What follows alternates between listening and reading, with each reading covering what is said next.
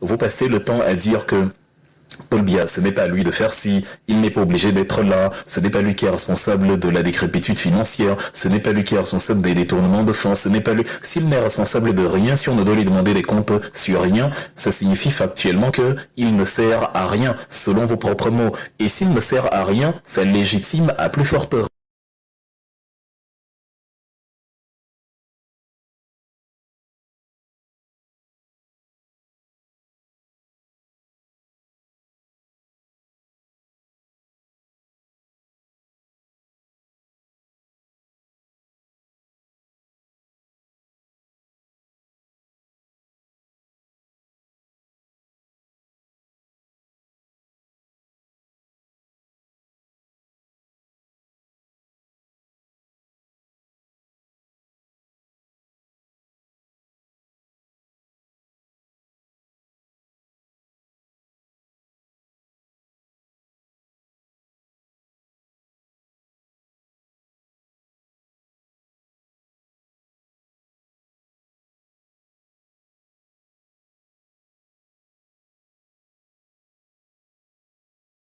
Tu peux quitter, que tu peux aller carrément séjourner ailleurs. Sinon, ceux qui défendent cela d'ailleurs, ce sont ceux qui vous disent, tout en réclamant l'identité de patriote, ils sous-entendent donc avec ce que Paul Biya peut donc quitter le Cameroun, faire tout le mandat dans 7 ans hors du pays, et ça va, on ne doit rien réclamer vu que la Constitution n'a pas prévu un délai sur la vacance. C'est de l'anti-patriotisme, c'est même de la bêtise. Et c'est ça qui fait la différence entre les patriotes autoproclamés et le patriotisme véritable, c'est-à-dire celui basé sur les textes de loi, dont le président de la République incarne les institutions. Il incarne l'État du Cameroun dans tous les aspects de la vie publique. Donc quand il va en Chine, il doit dire ce qu'il va faire parce que c'est avec l'argent des Camerounais qu'il y va. Le budget de la présidence vit des cotisations fiscales ou alors des recettes des transactions et à la fin de l'année, une partie est allouée au fonctionnement de la présidence de la République. C'est l'argent des Camerounais. Donc les Camerounais ont le droit de revendiquer, puisque le président a son salaire à lui, qui est maintenant son argent privé. Maintenant, quand il utilise pour le fonctionnement de la présidence l'argent alloué à la présidence dans l'argent des Camerounais, il n'est pas question que le même dise au Camerounais que non, je n'ai aucun compte à vous rendre. Ah, pas du tout, tu as des comptes à rendre. Même à l'époque de la monarchie, les Français ont capturé leur roi, Louis XVI, qui tentait de fuir le pays. On l'a ramené à Paris, on l'a mis en prison et on a dit mais toi tu voulais fuir, tu es le roi, tu veux fuir, tu veux aller faire tes magouilles externes et revenir triomphant. Or c'est ici que tu dois répondre justement de tes actes et de la situation économique morose de notre pays. Et là c'était l'époque de la royauté, je dis bien la royauté. Or là on n'est même pas dans la royauté et vous voulez justifier des comportements qui rappellent la royauté. Non, le patriotisme c'est ceux qui défendent le Cameroun dans son intégralité. Le patriotisme c'est ceux qui défendent les lois de la République. Ce qui exige à Paul Biya de respecter les lois de la République. Voilà le vrai patriotisme. Parce que le Cameroun existe avant Paul Biya, le Cameroun existera après Paul Biya. Le patriotisme, ce n'est pas que je soutiens Biya. Comme il est le président, je le soutiens. Donc, le fait de soutenir le président, c'est qu'on est patriote. Et ceux qui sont dans l'opposition sont des antipatriotes. C'est la conception la plus imbécile du patriotisme qui puisse exister. Sinon, vous allez, je sais pas, en Allemagne, Olaf Scholz, qui est chancelier, pour le compte de son parti, le SPD, vous allez donc dire ceux qui sont de la CDU, qu'aujourd'hui, comme ils sont des opposants, ils ne sont pas patriotes. Dans aucun pays normal, ça n'existe. Les élections aux États-Unis, c'est dans quelques jours, les républicains face aux démocrates le 5 novembre. Il y a personne là-bas qui se revendique plus patriote qu'un autre. Chacun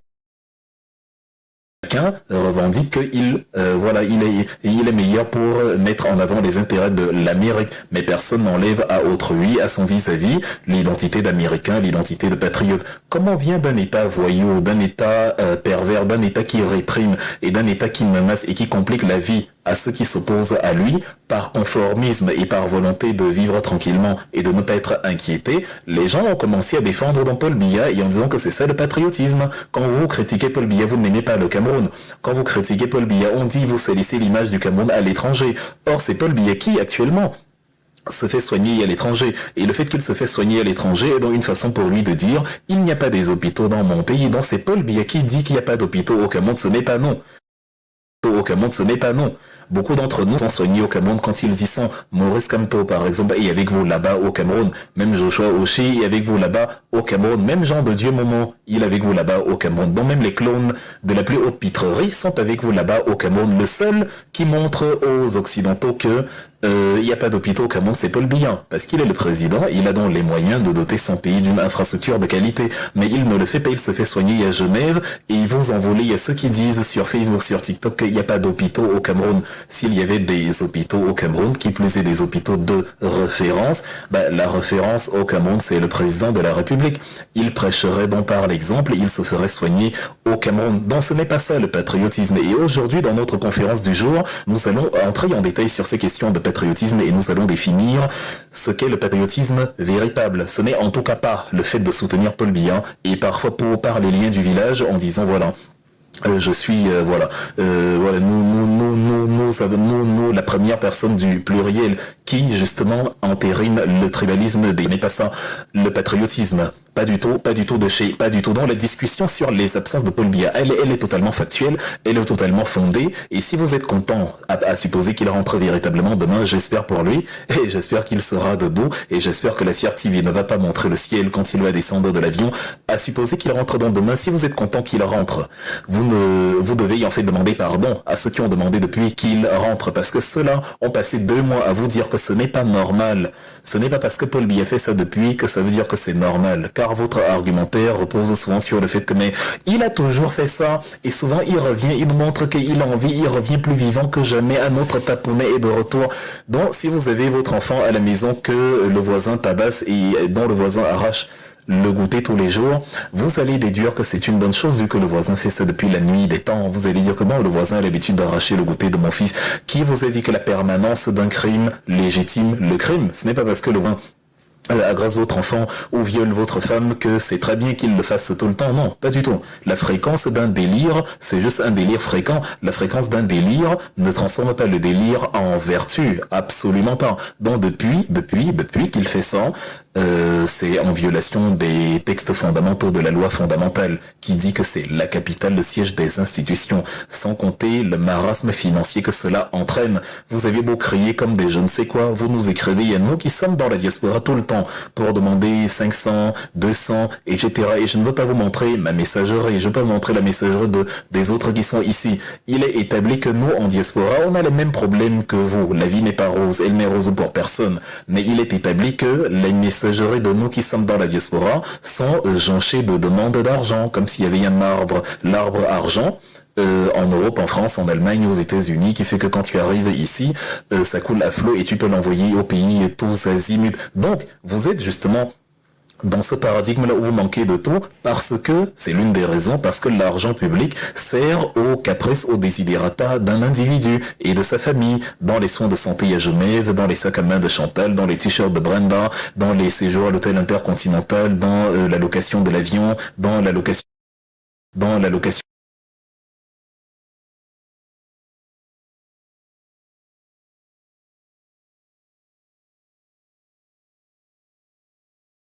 en établissant que c'était en moyenne 4 mois par an, et vous voyez, là, il vient encore de faire 2 mois, il va certainement trouver le moyen de repartir entre-temps, s'il est en vie, bien sûr.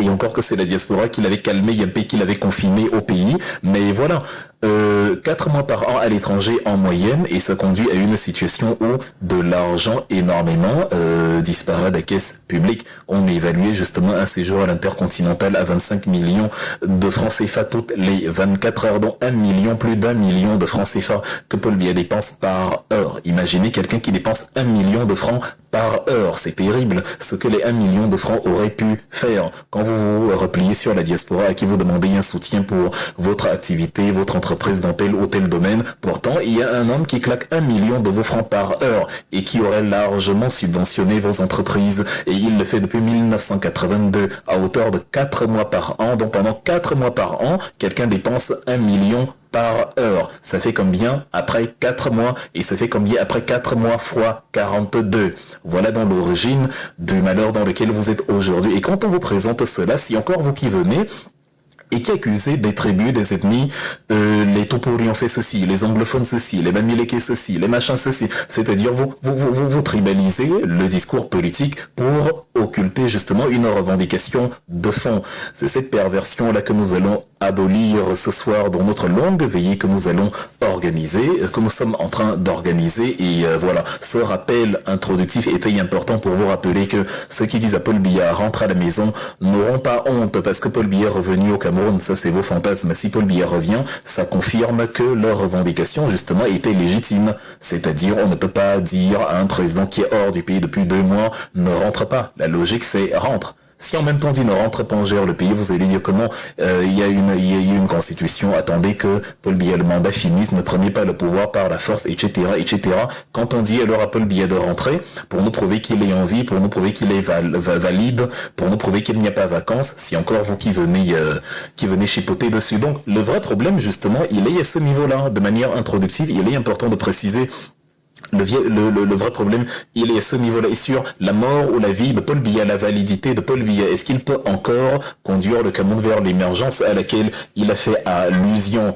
Un peuple a le droit de revendiquer où est son président. C'est le président qui, justement, élabore la politique gouvernementale. C'est le président qui élabore les grandes lignes sur l'économie, sur l'industrie, sur le volet sécuritaire. Donc, un peuple a besoin que le président soit, ait toute sa vitalité. Vous avez vu les réactions des investisseurs étrangers qui ont commencé à économiser leur argent et qui ont commencé à hésiter à acheter les titres financiers de l'État du Cameroun, à acheter les bons du Trésor du Cameroun, même à l'intérieur de la sous-région, au sein de la Bourse des valeurs mobilières d'Afrique centrale, les obligations de l'État du Cameroun ont énormément chuté parce que les investisseurs, ne sachant pas si Biya est en vie ou non, ne sachant pas s'il est encore valide ou non, ne sachant pas si c'est Ngongo Avondayolo ou quelqu'un d'autre ou Chantal qui pilote l'État du Cameroun, ne sachant pas si c'est Paul Biya lui-même, on commençait à reculer et ça fait que les actions, les obligations, les titres financiers de l'État du Cameroun ont perdu en valeur en quelques jours. Ils ont perdu 5 à 10 points. En quelques jours, rien qu'à cause de ces inquiétudes-là, parce que personne ne veut mettre son argent dans un circuit économique dont ils ne voient pas la finalité. Les gens veulent mettre leur argent quelque part où ils savent que dans 8 mois, dans 6 mois, dans 1 an, voici le cap du Cameroun, voilà, le président est ici, il a mis tel ou tel politique, etc., etc. Pendant que vous êtes en train de dire aux Camerounais de ne pas du tout questionner là où Paul Biya se trouve. Donc, c'est de ça qu'il est question. C'est donc ça le vrai sujet qui a été mis sur la table. Et on voit énormément dans les réseaux sociaux, sur Facebook, ailleurs, les gens orienter les questions plutôt vers le prisme de la tribu, les gens orienter les questions plutôt vers l'ethnie. Le tribalisme n'existe pas en soi, ou du moins le tribalisme, on peut le contenir. C'est-à-dire, on peut le contenir. C'est, c'est-à-dire, ce qu'on appelle tribalisme au quotidien, c'est la petite molécule de pseudo-chauvinisme qu'on retrouve dans chacune des familles où quelqu'un veut dire, ah, nous les doigts là, on est, nous les sawa, on est, nous les, bon, la petite crânerie et le petit chambrage que les Camerounais se livrent les uns les autres tous les jours, ça, c'est pas le tribalisme. Et encore, quand même, là-bas, il ne faut pas exagérer. Là, c'est une sorte de fierté mal placée, certes, mais là encore, c'est plus ou moins, ça peut encore se gérer, on peut encore le contenir en mode plaisanterie, en insistant que les plaisanteries les plus courtes sont les meilleures. Donc ça c'est ce que les Camerounais font tous les jours, et après tu les retrouves auprès d'un poisson brisé, tu les retrouves dans la chambre en train de faire les papés et les mamans. Là, ça va. Et c'est pour ça, vous voyez beaucoup de gens vous dire que bon, le tribalisme, c'est seulement dans les réseaux sociaux. Quand vous entrez dans la vraie vie, vous voyez les gens gagnent ensemble. Là, ce n'est pas le tribalisme. Et c'est pour ça que dans le thème que j'ai mis aujourd'hui, j'ai parlé du tribalisme d'État.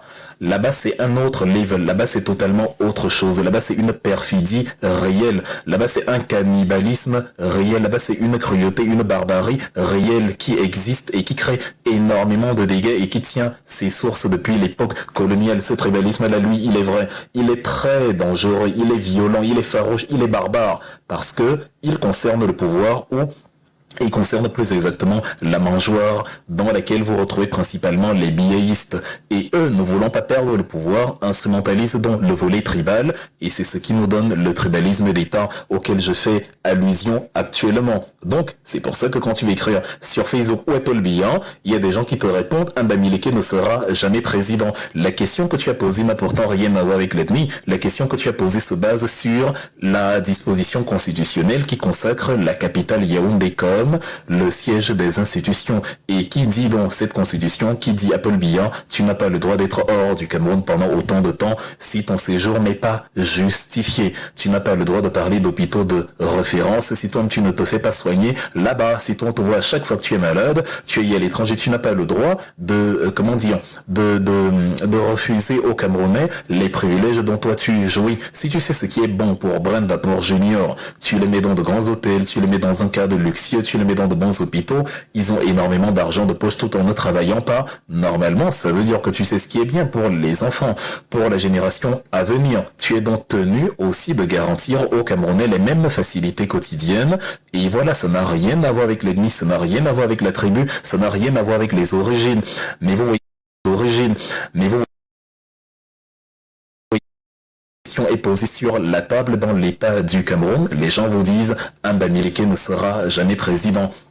Comme Tova rester à Baham, les Kam talibans, voilà, c'est-à-dire vous vous posez les questions, où est le rapport, où est le lien, est-ce qu'on a besoin que Kamto ne soit pas président, que Kamto soit président pour dire que il n'est pas normal pour un président de passer autant de temps à l'étranger. C'est le seul pays au monde en 2024 qui ne sait pas si son président est en vie ou s'il est mort. Le seul pays au monde sur plus de 200 pays, auprès de 200 pays répertoriés à l'ONU, c'est le seul pays au monde qui n'a pas vu son président, c'est-à-dire vu son président à l'œil nu depuis 2 mois. Comment vous voulez que des Camerounais normalement constitués se réjouissent de cela? Et la question, malheureusement, est tribalisée quand elle vient au devant de la scène parce que les gens veulent occulter la réalité d'une violation évidente par Paul Biya. Et le fait que si les Camerounais critiquent Paul Biya, ce n'est pas parce qu'ils veulent le pouvoir à tout prix, c'est parce que Paul Biya viole la Constitution à tout prix, tous les jours, toutes les minutes, toutes les secondes, et que pour détourner justement la question, il vous oriente sur autre chose. C'est ce qu'on a également avec son gouvernement, les Yatanganji,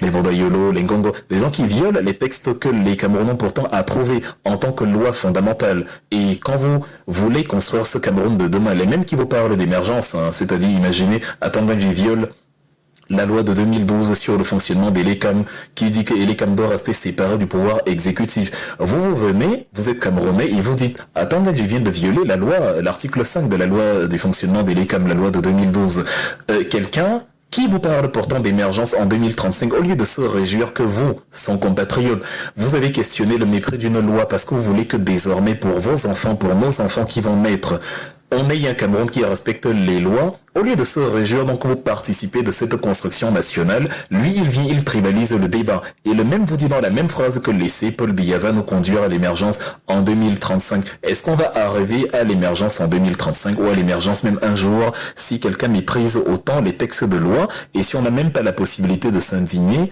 contre le mépris des textes de loi? C'est là que intervient la véritable définition du patriotisme et que j'expliquais donc il y a un instant en disant elle n'a rien à voir avec le chauvinisme idiot que les gens agitent tous azimuts en vous faisant croire qu'ils sont patriotes. Ce n'est pas du patriotisme du tout. Donc, nous parlons donc aujourd'hui du tribalisme d'État qui, lui, n'existe pas que dans les réseaux sociaux. Il existe dans la réalité camerounaise, c'est-à-dire il existe au quotidien, il existe depuis les années d'indépendance, il a été orienté vers plusieurs tribus ou plusieurs groupes en fonction des intérêts, parce que c'est un tribalisme qui n'est pas le souci de rester au pouvoir. Et donc aujourd'hui, puisque celui qui menace davantage le pouvoir de Paul Biya est un Bamileke, Maurice Kamto, le tribalisme d'État en 2024 au Cameroun est orienté sur les Bamileke. Nous allons voir comment à l'époque coloniale, il était orienté vers tout ce qui voulait justement, l'émancipation réelle du peuple camerounais, les Bani Bassa. Il a été orienté ensuite par, sur les anglophones à l'époque des années de braise des années 90 avec Nigel Frondi, c'est-à-dire c'est les anglophones qui sont devenus le principal fléau du pays. Il est revenu sur les Bamileke avec Maurice Kamto qui est maintenant la figure de pro de la contestation contre Biya et ainsi de suite. Mais depuis l'époque coloniale, il y a eu toujours une sorte de fil conducteur orienté vers les populations des grassfields, vers les populations dites résistantes, dites, rebelles, etc., etc. Et nous allons développer ça ici au moyen notamment des discours de Jean Lamberton qui officiait donc pour le compte de la France sur le territoire camerounais. Je persiste pour tous ceux qui viennent de nous retrouver que ici nous parlons d'histoire, ici nous parlons de faits. Ici je ne donne pas des a priori, ici c'est pas le délire. Ceux qui veulent apprendre vont apprendre, ceux qui ne veulent pas et qui sont dérangés parce qu'on va déconstruire leur tribalisme, tant pis pour eux. Mais comme j'ai dit, je ne supprimerai aucun commentaire et vous verrez dans les commentaires comment les tribalistes, pour prouver qu'ils ne sont pas tribalistes, feront preuve de tribalisme dans les commentaires. Donc le tribalisme d'État, comme j'ai dit, le tribalisme d'État, lui, il existe. Le tribalisme d'État ne se limite pas sur Facebook ou sur TikTok. À ce niveau-là, vous ne pouvez pas dire que non, les Camerounais gagnent ensemble et font semblant d'être tribalistes dans les réseaux sociaux. Non. Les Camerounais, en ce qui concerne le tribalisme d'État, souffre véritablement du tribalisme d'État. Et actuellement, le tribalisme d'État est orienté vers la tribu de l'opposant principal à Paul Biya, qui est Maurice Kamto. C'est donc un tribalisme orienté sur les Bamileke en 2024. Si Nijon Fronzi ou Joshua Oshi avaient encore de ces superbes comme à l'époque, le tribalisme d'État serait orienté vers les anglophones. On serait en train de leur trouver tout type de défauts, d'expliquer comment ils veulent détruire le Cameroun, d'expliquer comment ils voulaient même la sécession, etc., etc. Comme aujourd'hui, la contestation SDF s'est un peu amenuisée. Aujourd'hui, même les Amazoniens font plus leur propre pub que le secteur politique avec le SDF. Donc voilà, si c'était encore le SDF des années ni John Fronzi, si c'était encore ni John Fronzi ou Joshua Oshi qu'on a signé à résidence, comme on a signé à résidence ni John Fronzi en 92, bah aujourd'hui vous entendrez que les anglophones sont le principal problème du Cameroun. Si on était encore à l'époque UPC avec les Bassa et les Bamileke, vous entendrez que c'est les Bassa et les Bamileke le problème du Cameroun. Si vous étiez encore à l'ère coloniale où ils ont eu plus de mal à démanteler le tissu traditionnel dans la région des montagnes que dans la région de la plaine centrale ou de la forêt centrale, vous entendrez justement les colons vous dire que ce sont les Bamileke, les Grassfield, le principal problème du Cameroun. Et aujourd'hui donc, comme c'est Maurice Kamto, parce que c'est un tribalisme orienté uniquement sur la conservation du pouvoir, comme c'est Maurice Kamto qui menace de prendre le pouvoir à Paul Biya, les gens que Paul Biya a éduqués à ne pas penser Cameroun et à penser uniquement tribu, ethnie, ces gens-là se sentent effrayés par la perspective de perdre leur pouvoir et donc dans le narratif, ça devient un problème de Bamileke qui veulent nous prendre notre pouvoir. C'est donc ça, le tribalisme d'État, mesdames, mesdemoiselles et messieurs, et j'insiste, c'est un fait, il est orienté vers la tribu Bamileke. Nous allons décortiquer ici d'où est-ce que cette histoire prend sa source, comment le tribalisme a évolué, comme il s'est orienté sur les tribus et sur des tribus diverses en fonction du calendrier politique, de la météo politique. Nous verrons comment finalement tous les Camerounais, en tout cas le peuple, aspire à la cohésion et comment un petit gang de malfrats à l'intérieur du gouvernement, dans lequel vous retrouvez tout le monde, des Bamileke comme Ganonjo Messi, des Bamileke comme Jean Kuete, des Bamileke comme Konchu Chumini, mais qui sont tous des malfrats, des lascars, qui ont détruit le tissu camerounais. Et là, vous retrouvez également des Bolo, des Betty, des femmes comme des femmes Ndongo, des Joseph Oona, des Paul Biya, qui ont tout autant détruit le tissu social camerounais, pendant qu'à l'intérieur du peuple camerounais, où vous retrouvez également toutes les tribus, les Bamileke, les Boulots, les gens aspirent à un Cameroun où tout le monde justement part sur la même ligne de départ, où tout le monde justement aspire à une égalité des chances, où tout le monde aspire à une meilleure infrastructure générale dans le cas du Cameroun. Donc voilà. Alors, allons-y. On va d'abord supprimer un commentaire ici. J'ai dit que je ne supprimais pas les commentaires, mais je vais quand même supprimer celui-ci parce que je ne tolère pas les insultes. Donc voilà.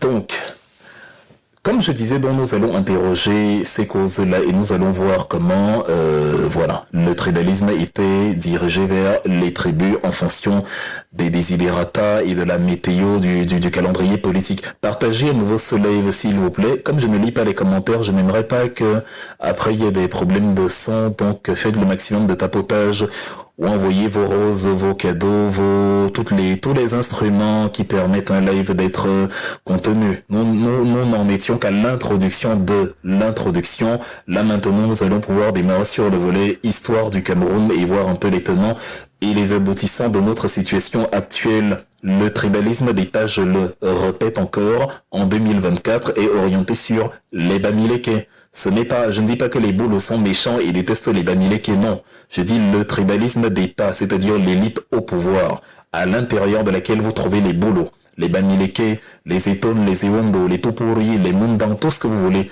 Ceux-là quand même, pour une logique de conservation de pouvoir, orientent leur tribalisme sur une tribu, une communauté précise, avec la complicité de certains ressortissants de cette communauté-là elle-même. Et comme aujourd'hui c'est Maurice Kamto qui incarne le pouvoir, vous avez des Bamileke qui, profitant du système, sont prêts à tribaliser le discours politique parce qu'ils savent que si Maurice Kamto vieillit au pouvoir, il ne va pas tribaliser la distribution des richesses du Cameroun. Il va tabler sur l'équilibre des chances, pas l'équilibre régional, je dis bien l'équilibre des chances en fonction des compétences de chacun. Il va tabler sur le mérite. Et certaines personnes qui, se sont remplies les poches sans pour autant le mériter, savent que avec l'avènement du MRC au pouvoir, ils vont perdre leurs privilèges. Vous avez donc des gens qui sont prêts à se dresser contre les Bamileke pour justement le bien de leur poche et de leur pitance quotidienne. Ça explique pourquoi vous aviez entendu Jean de Dieu Momo comparer à un moment donné les Bamileke aux Juifs et en disant que il leur a exterminé les Juifs parce que les Juifs dérangeaient beaucoup.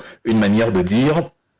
Et c'était chez Ibrahim Chérif sur le plateau d'Actualité Hebdo, quelques instants après qu'il a été nommé ministre délégué à la justice. Vous avez donc ce Jean de Dieu Momo, lui qui est Bamileke, qui vous explique que non, les Bamileke dérangent comme les Juifs dérangeaient en Allemagne et si ça continue, voilà, ils subiront le même sort que les Juifs ont subi. C'est de ça qu'il est question ici. Quand je dis tribalisme d'État, c'est de ces éléments-là que je parle. Et vous voyez, je m'appuie sur des événements qui se sont déroulés, que vous pouvez tous vérifier, et non sur mes ressentis personnels. Ce n'est pas une question de propagande. Donc voilà, le tribalisme d'État est une orientation, c'est un construit social, un construit politique, bien plus qu'un élément naturel. Ce n'est pas une haine avec laquelle on est né, ce n'est pas un ressenti basé sur quoi que ce soit, c'est juste que, donc si cela vienne, je vais perdre la mangeoire. Même si ce sont mes propres frères, pardon, Kamto ne sera jamais président. Si tu demandes à quelqu'un pourquoi Kamto ne sera jamais président, il ne peut pas te le dire.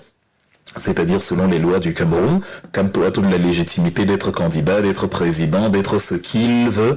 Donc, quand quelqu'un te dit Kamto ne sera jamais président, ou un Bamileke ne sera jamais président, comme on peut le voir souvent en commentaire, c'est qu'il oriente volontairement le débat sur quelque chose qui n'a rien à voir avec le programme politique du MRC. Le programme politique du MRC disponible et visible pour tout le monde montre bien comment les réformes vont profiter à tous les citoyens de ce pays que nous appelons le Cameroun. J'ai souvent l'habitude d'évoquer l'accident de Condé qui s'est passé il y a une dizaine de jours, dans lequel tous les Camerounais qui étaient à bord sont morts, qu'ils soient Bamileke, qu'ils soient Betty, qu'ils soient Boulot, qu'ils soient du MRC, qu'ils soient du RDPC, tout le monde logé à la même enseigne, justement, a perdu la vie. Et donc, il est important de rappeler aux Camerounais que ce n'est plus une histoire de tribu, mais le tribalisme d'État pour empêcher donc qu'on parle de programme politique, pour empêcher qu'on parle de l'avenir du Cameroun réellement. Lui, il oriente tout sur la tribu. Et ça nous amène à la situation actuelle où les Bamileke, sous le prisme du tribalisme d'État, sont devenus le principal problème du Cameroun. Est-ce que c'est la vérité? Est-ce que ça a un quelconque rapport avec le réel? Bien sûr que non. Et voilà. Donc on va y aller. Je répète que je ne lirai pas les commentaires, donc que soit ce que vous écrivez, vous allez apprendre, que vous le vouliez ou non.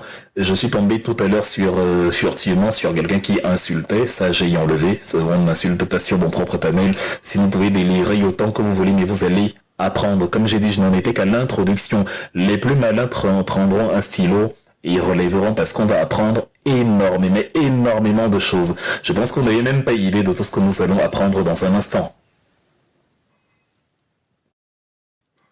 Lorsque les Allemands, si on peut donc commencer pour de vrai, lorsque les Allemands arrivent au Cameroun, le Cameroun est en fait comme assemblage de petits villages.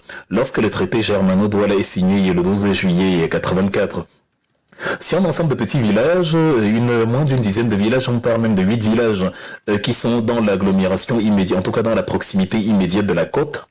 et certains villages sont distants de cette zone-là de 80, 50, 80 voire 100 kilomètres. Donc ce qu'on appelle le Cameroun, c'est simplement la région côtière autour du fief des chefs Douala, les chefs Mpondo Dika et Ndumba Lobe, avec qui les Allemands signent le traité Germano-Douala en 1884. C'est ça le Cameroun à l'époque.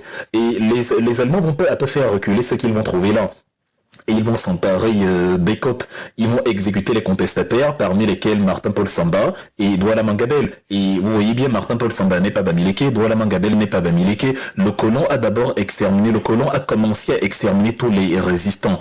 Quelles que soient tes origines, quand tu étais résistant, tu étais candidat à la mort. Donc, les Allemands, ils arrivent, ils signent ce qu'ils appellent des traités de protection, des Schutzverträge, comme on dit en Allemagne. C'est-à-dire des Schutzverträge, et le Cameroun devient donc un Schutzgebiet, c'est-à-dire un territoire sous protection, un protectorat allemand. Sauf que, Mabengama Bono, alias Martin-Paul Samba, ou encore Douala Mangabel, qui ont cru naïvement, qui ont même étudié et travaillé avec les Allemands, qui ont fait des voyages en Allemagne, qui se sont formés là-bas, ont cru naïvement que c'était vraiment une logique de protection, tout en laissant aux Camerounais, aux autochtones, en tout cas, à cette époque, on pouvait vraiment parler d'autochtones, vu que c'est les blancs et les noirs, c'est pas, voilà, c'est pas le même paradigme culturel. Eux, ils sont vraiment des étrangers sur nos terres. Martin-Paul Samba, Douala Mangabel, chacun de son côté, réalise que les Allemands les ont mis dans un traquenard. C'est une entourloupe. Les Allemands, en fait, se sont accaparés le Cameroun. Ils ont repoussé CDI se sont emparés des meilleures régions, les régions côtières, au bord de la mer, il y a le poisson, il y a un tas de bonnes choses, il y a le vouri, il y a une possibilité d'asseoir une économie dont ils vont profiter. Et ils font donc reculer les autochtones dans l'Interland. Il faut dire ça, Ilimbilobe, que les premiers à les avoir chassés là-bas, ce ne sont pas les Camerounais, ce sont les Allemands. Pourquoi on parle de New Bell? C'est le nouveau Bell, dans le nouveau quartier qu'on a fait, parce que au départ, les rois Aqua et Belle sont au bord de l'eau. Mais on les chasse, on les fait reculer un peu plus, on s'accapare des régions qui deviendront plus tard les régions portuaires et industrielles d'aujourd'hui. Et on se retrouve avec un New Belle parce que l'ancien Belle a été pris par les étrangers. À ce moment-là, j'aimerais bien qu'Elimbi Lobe revienne sur les tenants et les aboutissants et se plaigne des Allemands qui ont pris les terres au Camerounais. Parce qu'à l'époque, des gens vaillants, des gens désireux de l'indépendance du Cameroun et de ne pas désireux de ne pas laisser le Cameroun être noyé dans le contrôle allemand, eux, ils décident de contester et se font assassiner, exécuter. On les accuse de haute trahison. Vous imaginez, haute trahison, parce qu'ils ont travaillé pour les Allemands, ils ont envoyé énormément de lettres, Douala Mangabel, énormément de lettres, par exemple, à la couronne allemande en disant que mais attendez, les contrats que vous avez signés et les attitudes que nous voyons sur le terrain des gouverneurs allemands, il y a une discordance dedans parce que là on est traité comme des moins que rien, on n'a pas de droit sur nos propres terres, ce n'est pas ce qui était prévu. À un moment donné, ces gens finissent par faire volte-face et par réaliser que non, il vaut mieux se battre pour son peuple contre l'occupant colonial et c'est ce qu'ils décident de faire. Qu'est-ce que les Allemands ont en réaction? Les Allemands les exécutent. On était en 1914, le 8 août, avant que les Français n'arrivent parmi les assassinats les plus connus. Enfin, je dis assassinat parce qu'on dit exécution comme si c'était un cadre légal d'un criminel en série qui mérite la mort. Non, c'est des nationalistes qui défendent le pays et vous voyez, ce ne sont pas des Bamileke. Le tribalisme est orienté vers tout ce qui, à l'époque, s'indigne contre l'empire colonial. Comme, c'est pas parce que c'était pas des Bamileke qu'ils ne les ont pas tués. D'où que tu venais, si tu t'ériges contre l'empire colonial, tu te fais massacrer. Et c'est ce que les Allemands font donc contre Adolphe Ngosodine, contre Martin-Paul Samba, contre Douala Mangabel, etc. Le colon a diabolisé de facto tous les résistants. La tribu ne va intervenir dans la foulée que comme prétexte, notamment avec les Français qui vont chasser les Allemands. C'est-à-dire les Français débarquent et disent aux Allemands, vous avez perdu la guerre, foutez le camp. Les Allemands perdent la guerre de 14-18 contre les Allemands perdent la guerre contre les Français et leurs alliés.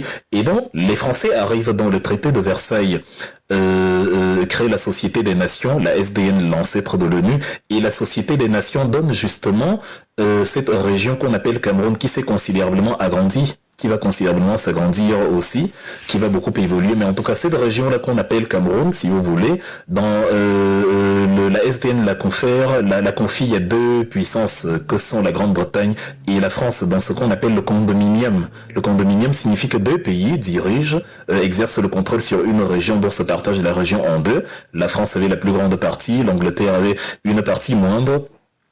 Qui va être plus tard décliné en Southern et Northern Cameroun. Bref, on refera l'histoire de la République fédérale sous d'autres horizons. Bon voilà, le condominium franco-britannique fait donc que les colons qui nous gèrent maintenant, ce sont les colons français, et ceux qui gèrent la partie dans laquelle nous habitons majoritairement aujourd'hui, ce sont les colons français.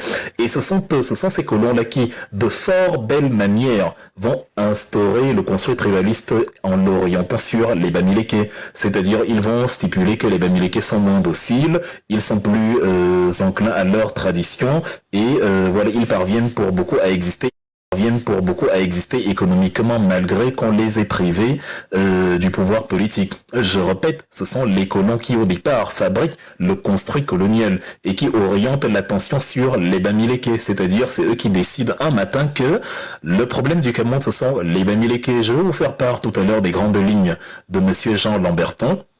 Une sorte de tête macabre française qui voilà était au commissaire notamment dans la région et qui dit aux Camerounais qu'en fait votre problème ce n'est pas nous les colons qui vous avons mis à genoux, qui vous avons tout près, qui avons assassiné énormément des vôtres. Non, le problème ce sont les Bamileke, parce que les colons savent que s'ils laissent les Camerounais s'unir, s'ils laissent une entité commune, s'ils laissent une coalition de la résistance, ils seront en grande difficulté. Il faudra trouver le moyen de contourner cela, et le meilleur moyen c'est de créer la division en interne.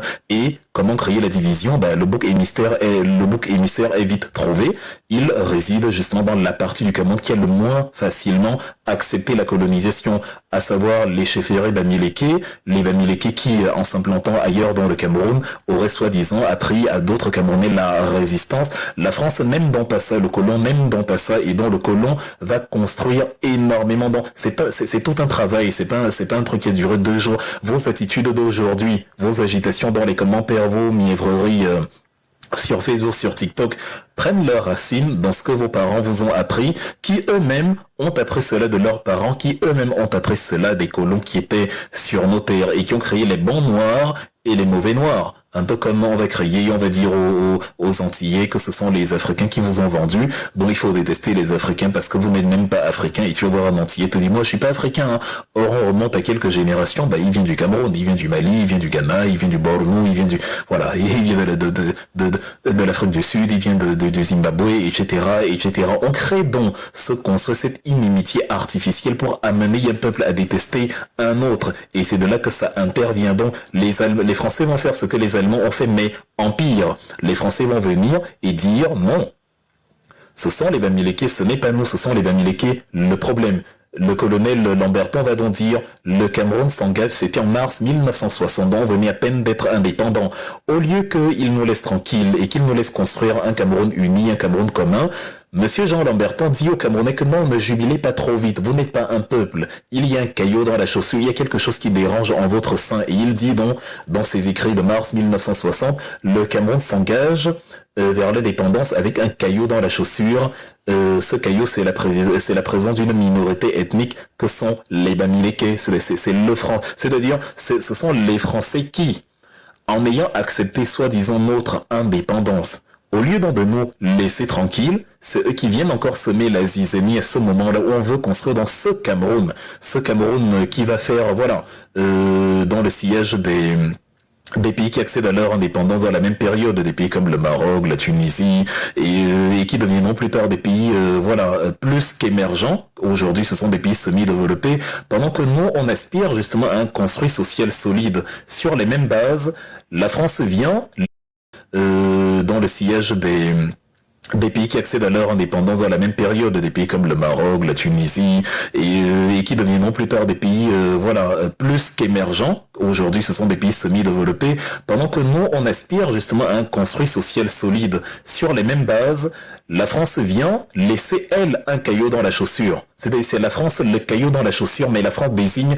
un caillou dans la chaussure. La France vient nous dire que nous avons un caillou dans la chaussure, c'est le peuple bamileke. Comme si quelqu'un vient chez nous, il voit bien qu'on est en train de rigoler, il voit bien que tout va bien, mais il dit, hey, attention, il y a un traître parmi vous qui vous veut du mal, il y a un caillou dans la chaussure.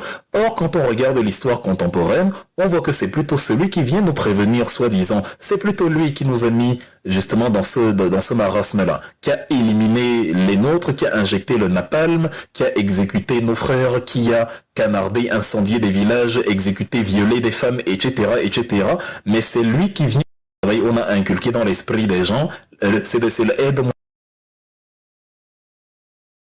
à détester, c'est la détestation voulue. Quand on dit phobie, c'est vraiment la peur. On a créé, souvent on dit xénophobie, la haine des étrangers, non. Je ne pense pas qu'il y ait des gens qui... la haine des étrangers, c'est une mauvaise définition parce que phobie, ça vient de phobos, phobia, qui veut dire la peur. Je ne pense pas que quelqu'un ait peur des étrangers. Dans le cas des pays européens, par exemple, xénophobie, ça veut xénophobie, c'est pas vraiment de la xénophobie. Et ils détestent les étrangers, des gens comme Zemmour, des gens... Mais dans le cas du Cameroun, c'est vraiment la bamiphobie que le colon a créé, c'est-à-dire la peur du Bamileke. Ce n'est pas une haine qu'il a créée, c'est la peur en disant méfiez-vous de cela, ne faites jamais coalition avec eux, ne conjuguez rien avec eux, c'est une entité, il n'y a pas, c'est un caillou dans la chaussure. Et qu'est-ce qu'on fait du caillou dans la chaussure? Normalement, on s'en débarrasse, on le jette. Ça débouche non à des incongruités que vous avez vues. Avant qu'on devienne plus en détail dans le discours de Lamberton, et vous allez voir, c'est proprement effrayant, ça débouche donc à des choses sans queue ni tête. Oh, vous avez vu, nous étions en 2017, la statue d'une femme, soi-disant militante de je ne sais quoi, à Douala, elle s'appelle Sylvie Blocher, une artiste de je ne sais même pas, artiste de Médeux. Elle arrive à Douala, elle dit que voilà, pour la solidarité du peuple camerounais, blabla, elle prend une photo d'elle, qu'elle imprime une énorme pancarte, elle veut qu'on érige ça en plein centre-ville à Douala, et vous avez les chefs traditionnels, soi-disant des chefs traditionnels qui partent bénir justement cette pancarte-là, cette pancarte absurde. Comment on est complexé par le blanc? Comment on est prêt à vendre nos propres traditions parce que ce sont des blancs qui viennent? Elle vient avec des motifs qui ne convainquent personne. Je ne sais vraiment pas à quoi ça servait. Tapez sur Google Sylvie Blocher, vous allez vous en souvenir. Et elle vient...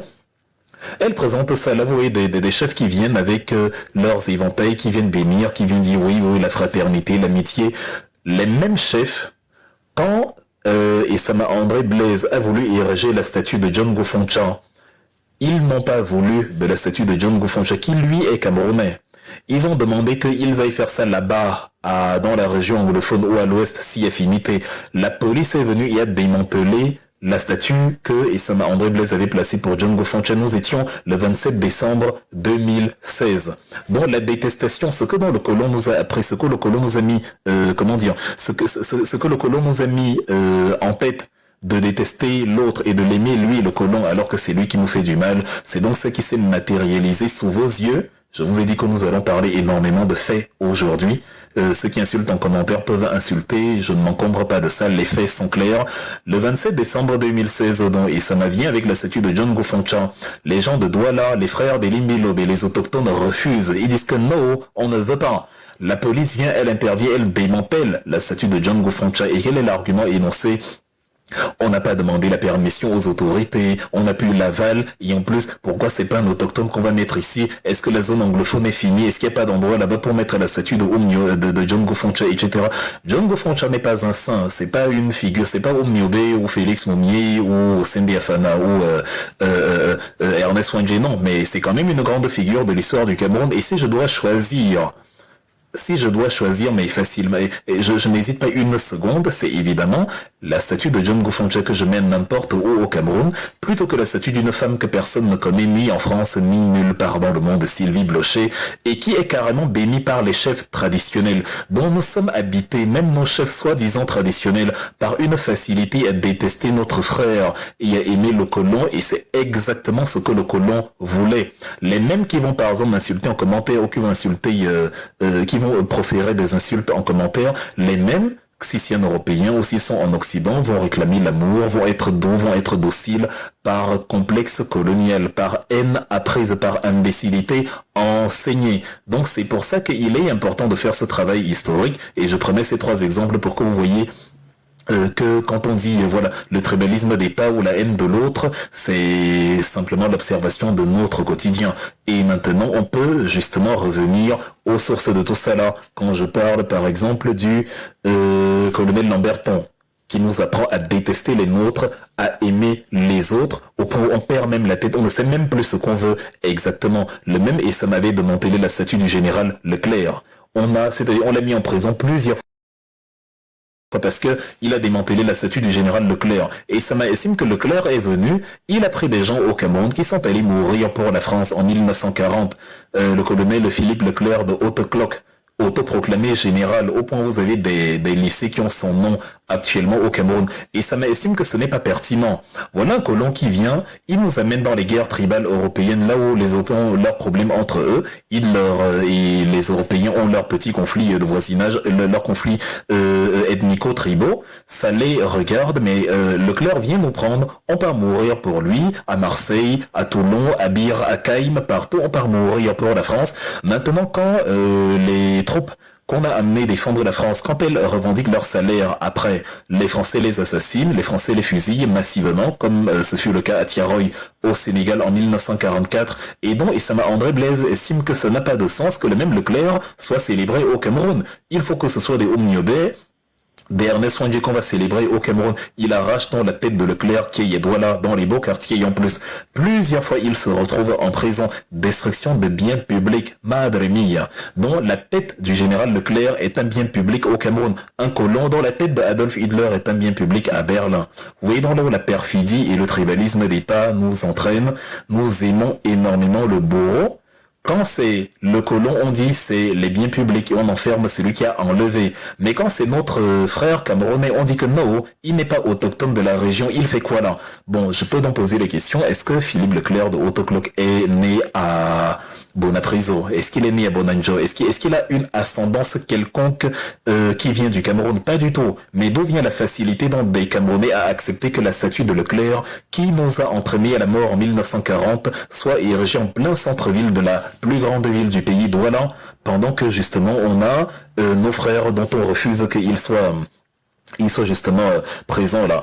Et donc ça vient d'où le fait que Leclerc soit accepté, que Sylvie Blocher soit accepté, mais que John Goufoncha par exemple soit rejeté. Ça vient du fait que le colonel Jean Lamberton, depuis les années 60, nous explique que non, le problème c'est pas les colons. Le problème c'est ceux qui à l'intérieur de vous ont résisté. Dans ces régions-là qu'on appelle les régions anglo-bami ou les régions bami-bassa, c'est ceux-là qui, justement, sont un problème. C'est ceux-là qui vous dérangent. Et en première ligne, c'est principalement les bamileke. Donc, quand le colonel Lamberton rédige dans on va appeler ça ses mémoires, en 1960, voilà ce qu'il nous dit. Le Cameroun, attachez bien vos ceintures, ça ne doit pas être agréable à écouter, non mais vraiment. Il nous dit le Cameroun s'engage sur les chemins de l'indépendance avec dans sa chaussure un caillou bien gênant. Ce caillou, c'est la présence d'une minorité ethnique, les Bamileke. Voilà, un caillou bien gênant. On est indépendant, on est un peuple. Toi, tu nous dis qu'il y a un caillou en notre sein, un caillou gênant en plus. Ça te gêne en quoi? Est-ce que les Bamileke sont arrivés à Paris et ont gêné Monsieur Jean Lamberton? Non.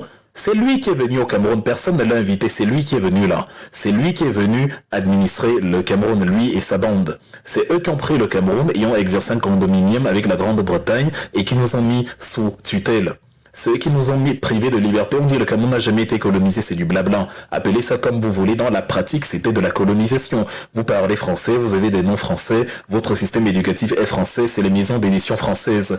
La maison Atier, la maison Hachette, c'est les éditeurs français qui choisissent vos livres. Vos présidents dit qu'il est le meilleur ami de la France. Votre président du Sénat se fait soigner à Paris. Votre président lui-même se fait soigner à Paris. Et en fait, vous êtes vous êtes français des pieds à la tête. Il manque la peau et le titre de séjour et le passeport qui manque. Sinon, vous êtes français des pieds à la tête et vous dites qu'on n'a pas été colonisé par la France. Bien sûr que si. C'est-à-dire totalement. Sur le plan juridique, non, on n'était pas une colonie, mais dans la manière d'administrer, citez-moi quelle est la différence entre ce que le Cameroun a subi sous la France et ce que les pays qui étaient des colonies françaises ont subi. Factuellement, nous étions des colonies. Mais après nous avoir massacrés comme ça, Jean Lamberton, lui, il nous dit que non, le caillou bien gênant, le vrai problème du Cameroun, c'est un caillou bien gênant, et il désigne ce caillou bien gênant, dont il dit, c'est la présence d'une minorité ethnique, les Bamileke, c'est ce qu'il dit. Aujourd'hui, quand vous fustigez les Bamileke, parce que vous avez peur que Maurice Kamtoki et Bamileke va prendre le pouvoir, il va donc éjecter tous les boulots du pouvoir, parce que c'est ça qui est dans votre tête, quand vous ne réfléchissez pas, c'est comme ça que vous voyez la chose, il va venir prendre votre gâteau national, et vous n'aurez plus rien, et donc, plutôt que de regarder le programme politique, vous êtes fermés comme des idiots, et vous focalisez sur les Bamileke, les talibans, lesquels ne sera jamais prêt. Vous n'êtes plus lucide. C'est aussi la position de Lamberton quand il voyait que si le Cameroun fait une coalition de résistance, la France va perdre ses intérêts. Donc il vaut mieux semer la zizanie à l'intérieur, un peu comme un homme qui veut que ses deux co-épouses ne s'entendent pas, ça lui permet lui d'avoir la paix parce que les deux vont continuer de se battre pour lui. Si les deux s'entendent, il a du souci à se faire parce qu'elles peuvent coaliser contre lui.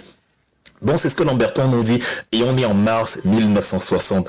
Vous allez voir comment à la fin de ce discours, ça va entraîner des massacres incroyables comme l'incendie du marché Congo qui va intervenir quelques semaines après, on est en avril 1960. Mais finissons d'abord avec le discours de Lamberton. Il nous dit donc que le Cameroun s'engage avec le caillou dans la chaussure, et le caillou c'est la présence des Bamileke, et il ajoute que bon, oui, sans doute le Cameroun est désormais libre de suivre une politique à sa guise et les problèmes des Bamileke, enfin le problème Bamileke sont du ressort du gouvernement, mais la France ne saurait s'en désintéresser.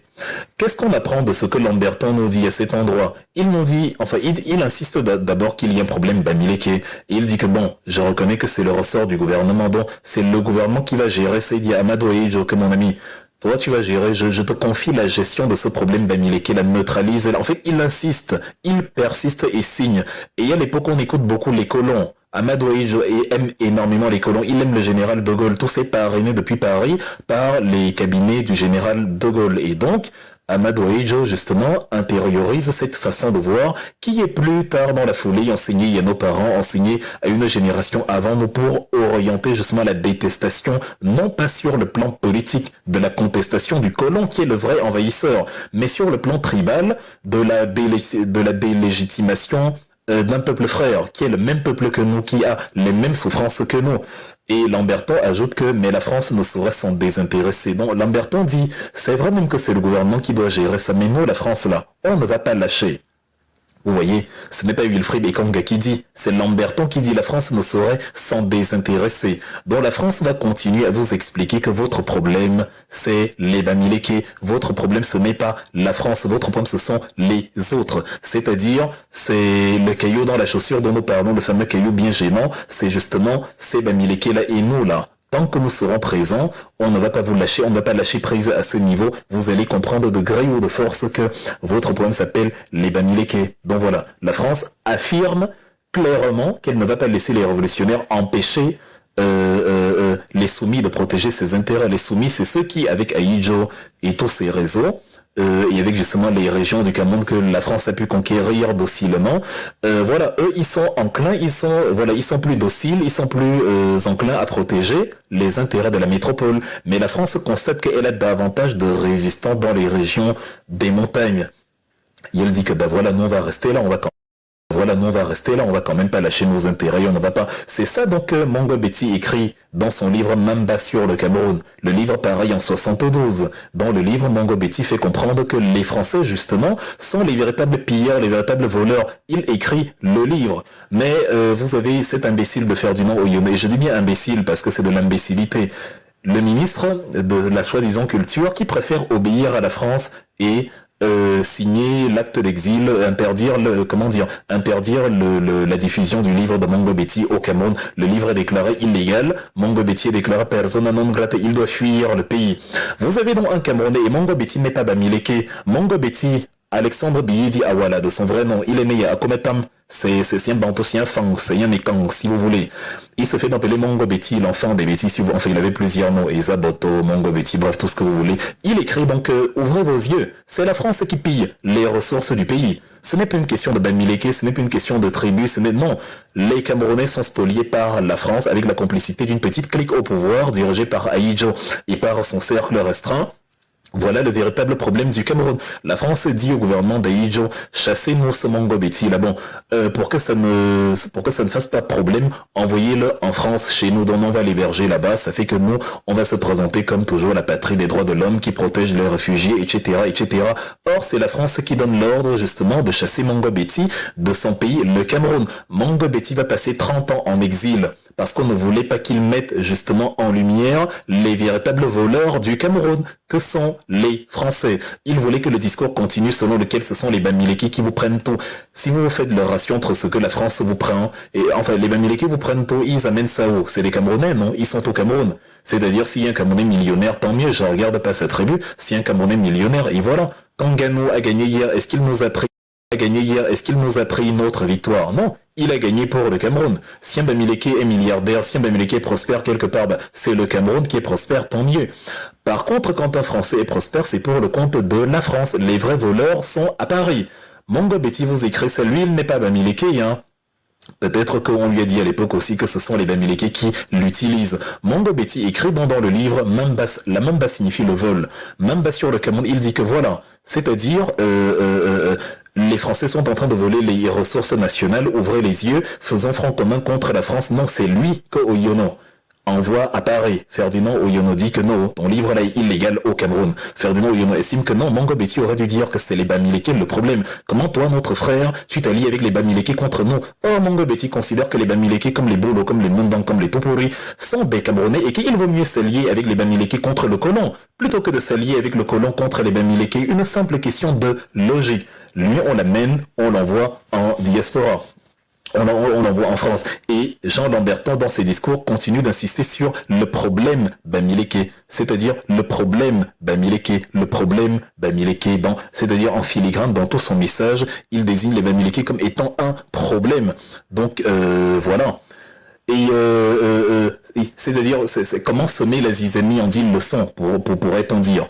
Ensuite, Jean Lamberton, parce que dans son discours, en fait, quand vous relevez les points saillants de son discours, vous hochez la tête, vous dites, ah tiens, c'est donc ça.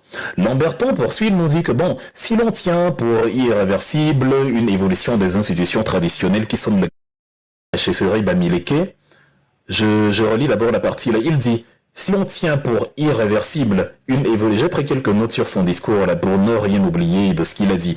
Si l'on tient pour irréversible une évolution des institutions traditionnelles qui sonnent le glas de la chefferie Bamileke, en fait Jean Lamberton estime qu'avec le temps les chefferies Bamileke vont être abolies et vont cesser d'exister. Bon, il s'est trompé, vous voyez bien que les chefferies Bamileke existent encore aujourd'hui, mais lui dit que c'est irréversible. En fait, il souhaite que ce soit démantelé.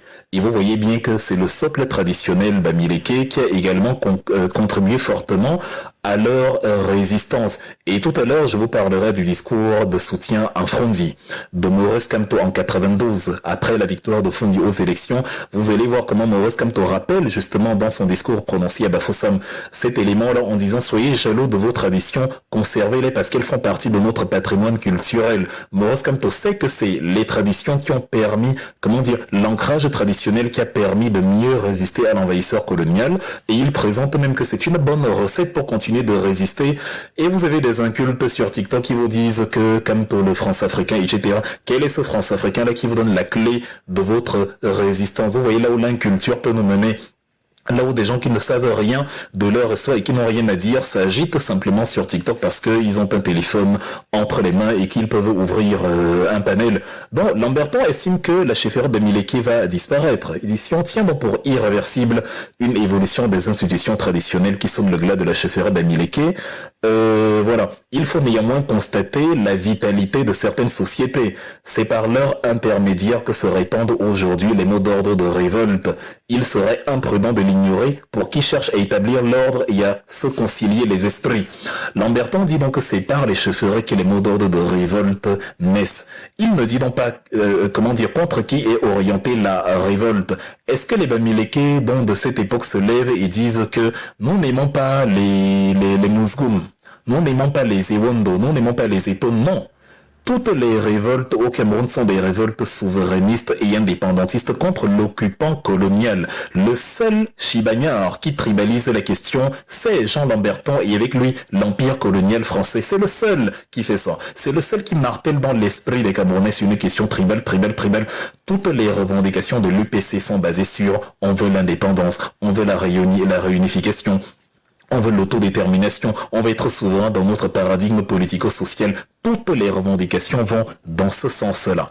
Une seule entité pétrée de sorcellerie et obsédée par le discours tribal, c'est la France. Et elle a bien mis ça dans la tête des tenants du pouvoir. Même aujourd'hui, vous voyez, l'attitude est la même, où les biaïstes ne vous parlent pas du programme politique. Eux, c'est les Bamileke. Il faut les entendre quand ils prononcent le mot Bamileke. C'est un problème percé. Ils appuient sur le B de devant. Elle est Bamileke. En fait, tu sens la haine dans l'expression. Tu sens le ressenti dans la voix. Tu sens la rancœur. Tu lui poses les questions. Mais moi, là, ta rancœur vient d'où, au fait? On t'a pris un Bamileke, t'as pris ta femme hier. Tu cherches bien celui qui a pris sa femme hier, c'est Ibanda Atangana et Wolo Jean Justin. C'est lui qui a pris sa femme hier. Mais lui, il a un problème sur les Bamileke. Et tu le vois sur TikTok tous les jours en train d'appeler les Bamileke. Mais qu'est-ce qu'ils t'ont fait, mon ami? C'est des Camerounais comme un autre. C'est des Camerounais qui doivent t'aimer. Ils ont l'obligation de t'aimer parce que tu es leur concitoyen. Toi aussi, tu dois les aimer. Tu es leur concitoyen. C'est ça la construction nationale. Celui qui a pris ta femme, c'est Ewolo Atangana Jean Justin. Ce n'est pas Kamgen, Kamge, Kemajo. Non. Donc oriente tes problèmes personnels vers les vrais coupables et laisse les délires tribaux dans un débat politique.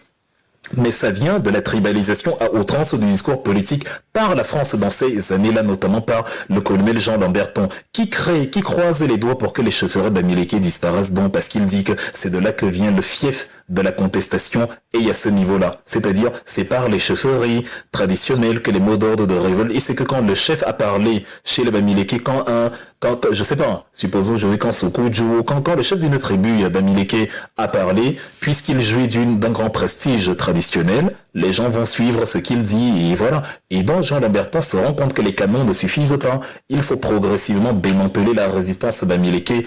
Et c'est à partir de là donc que l'émergence va venir parce que les Bamileke auront détruit justement cette entité quasi sacrée qui fait office de guide spirituel littéralement. Donc voilà. Il dit que la chauffeur Bamileke sera abolie avec le temps.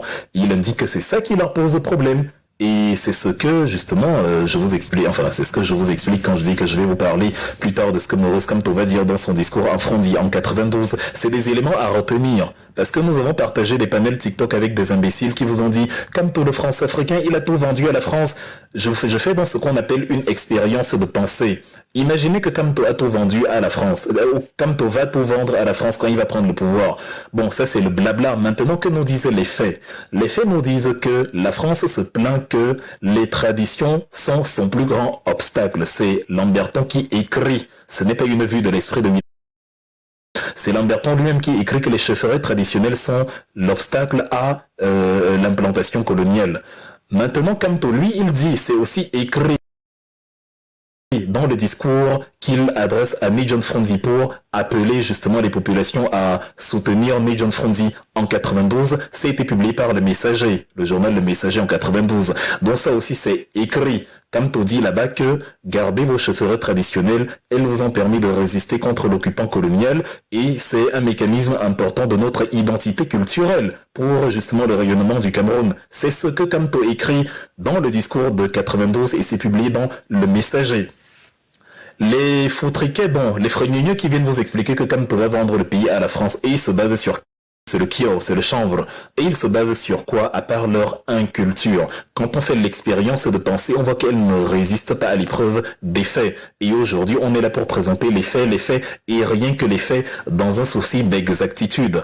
Si bien que si aujourd'hui vous vous retrouvez avec monsieur, si vous vous retrouvez avec monsieur Lamberton, vous allez vous rendre compte, vous allez lui dire que mon ami, tu t'es copieusement gouré. C'est-à-dire, tu dis, les chefferies Bamileke seront abolies, elles vont disparaître. Nous voici dans 1960, on est aujourd'hui 64 ans plus tard. Les chefferies Bamileke continuent de tenir. Et voilà, mais par contre, son discours dans la doctrine Lamberton continue d'avoir le vent en poupe et les gens continuent ce discours de stigmatisation. Donc voilà, vous allez voir, je vais revenir dessus en détail tout à l'heure. Vous allez voir comment l'histoire est une sorte de boucle, une sorte de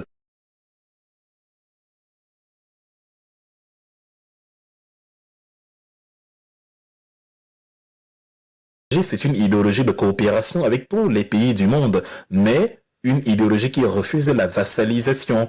Et dans ces discours qui sont écrits et que vous pouvez consulter si vous aimez y apprendre, Maurice Kamto précise en lettres, c'est-à-dire en noir et blanc, facile à lire, il précise que il faut maintenir les éléments qui nous ont permis de résister à la colonisation, c'est-à-dire nos traditions.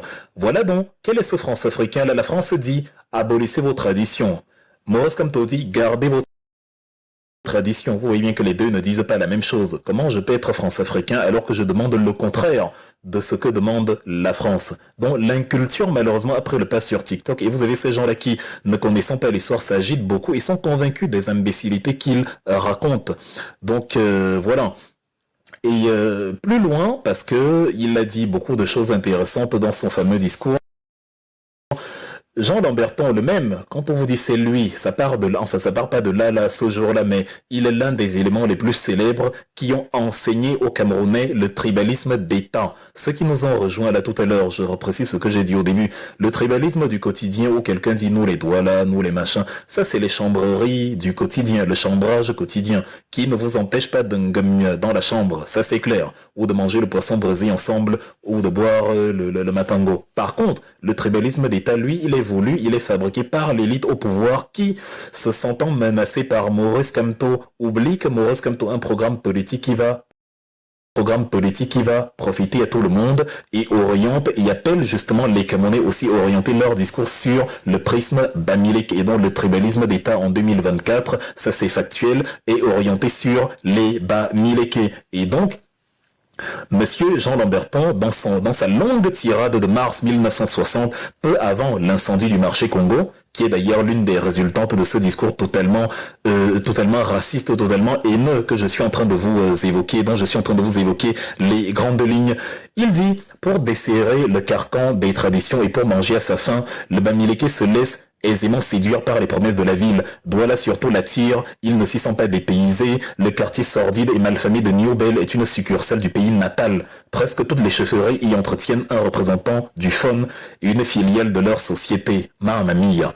En fait, quand vous entendez Elimbi Lobe vous dire qu'il y a trop de Bamileke à Douala, vous avez le même discours ici, le même passage ici de Jean Lamberton qui dit vraiment, c'est-à-dire le Bamileke se laisse séduire par les promesses de la ville. Douala surtout l'attire, il ne s'y sent pas dépaysé. Donc, Douala, quand il dit il ne s'y sent pas dépaysé, c'est-à-dire le Bamileke a créé un nouveau territoire Bamileke en plein Douala. Donc quand il arrive à Douala, il n'est pas dépaysé. Il arrive là parce que comme c'est la ville, voilà, les avantages de la ville l'attirent, mais il réinstalle un monde Bamileke et que c'est un problème. Donc Elimbi Lobe, c'est le colonel Lamberton à la peau noire, parce que c'est le même discours. On vous dit que le tribalisme d'État a été enseigné, inculqué volontairement dans une logique de stigmatisation. Jean Lamberton dit Douala surtout l'attire, voilà, le quartier sordide et malfamé de Niobel est une succursale du pays natal. Tout à l'heure, je vous ai dit que Niobel a été créé par la décapitation coloniale, la délocalisation forcée. Le territoire des Belles était le territoire côtier principalement. Ils sont venus où? C'était sur le plateau de Jost de Douala que Monsieur Gustave Nachtigal a fait flotter le drapeau allemand. Il y a là-bas maintenant les chutes de Nachtigal qui portent le nom de quelqu'un qui est venu chasser les ancêtres d'Elimbi Lobe de son territoire. Je n'ai pas vu Elimbi Lobe aller demander qu'on change le nom du barrage Nachtigal par le fait que Gustave Nachtigal, c'était un bandit qui est venu piéger les Camerounais en faisant croire que nous sommes un Schutzgebiet de l'Allemagne, donc un territoire sous protectorat, alors qu'en fait l'Allemagne venait voler nos terres en poussant les autochtones dans l'Interland et en prenant toutes les bonnes terres au bord de l'eau, toute la périphérie côtière.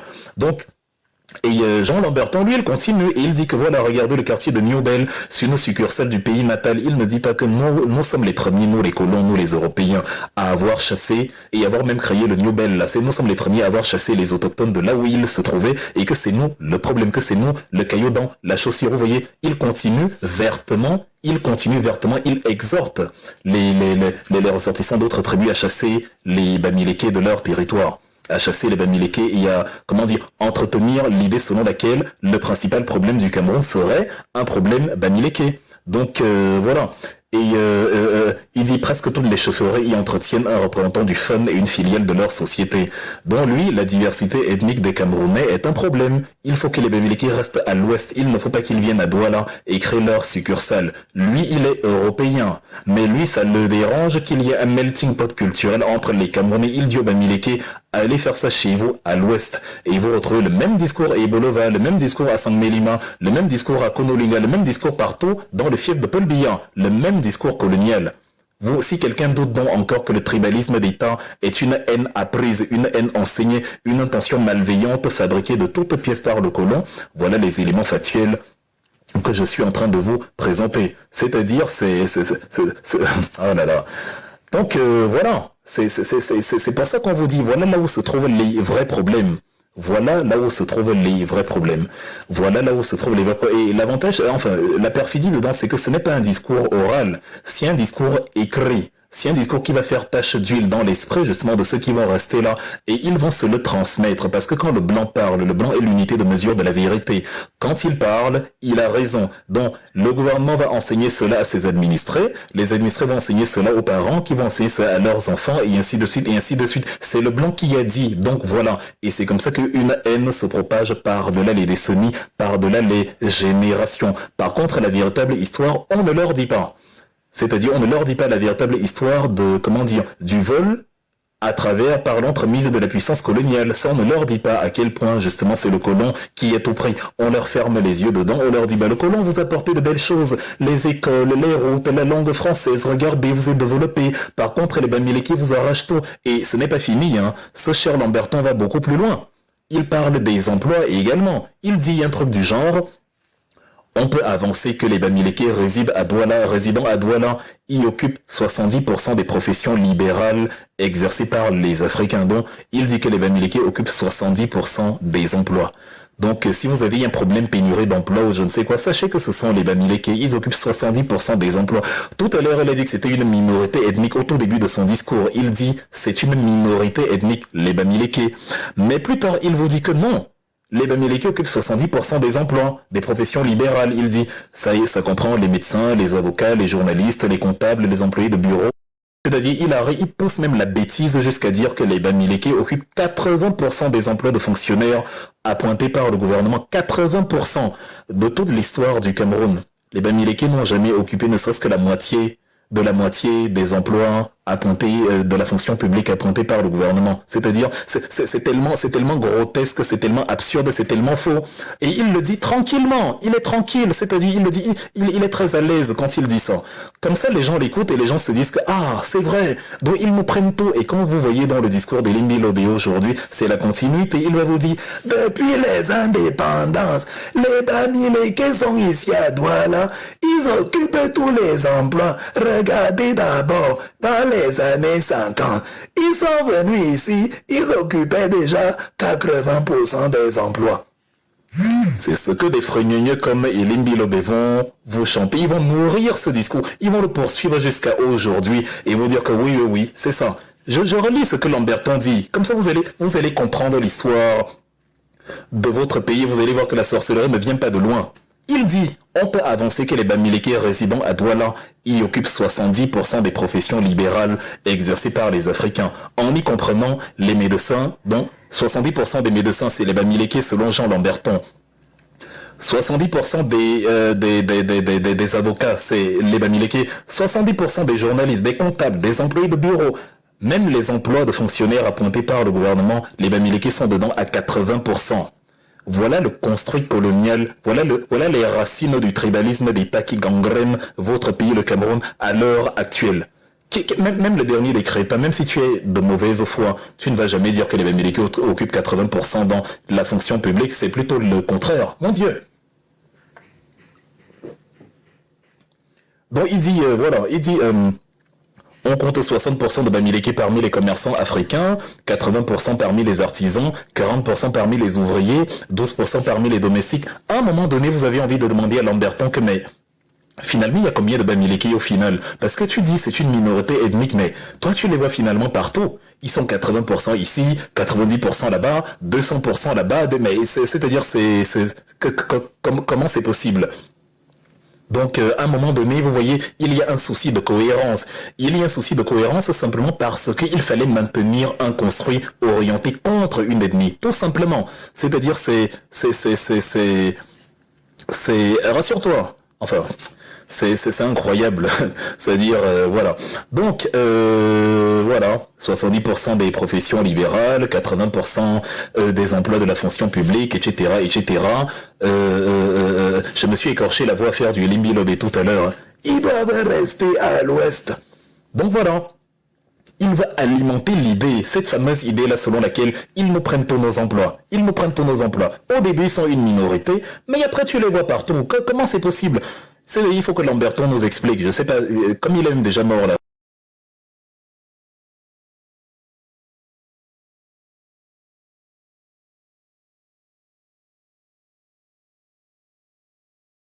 Maintenant, maintenant, nous, on connaît le Cameroun comme il est. La fonction publique a été attribuée à ceux qui avaient, justement, comment dire, une docilité plus accrue à faire alliance avec le colon.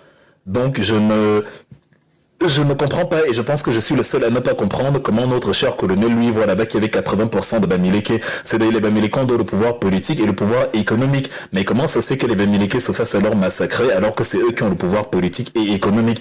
Ils se laissent alors massacrer comment? C'est-à-dire comment c'est possible? En fait, le discours de Lamberton n'a aucune logique, rien du tout. Ça n'obéit à aucune logique. C'est un discours de haine, c'est un discours nazi, c'est un discours c'est-à-dire qui servait simplement à mettre dans l'esprit des Camerounais ces gens-là. Empêchez-les de se réveiller, ces gens-là. En fait, ces gens-là sont votre souci.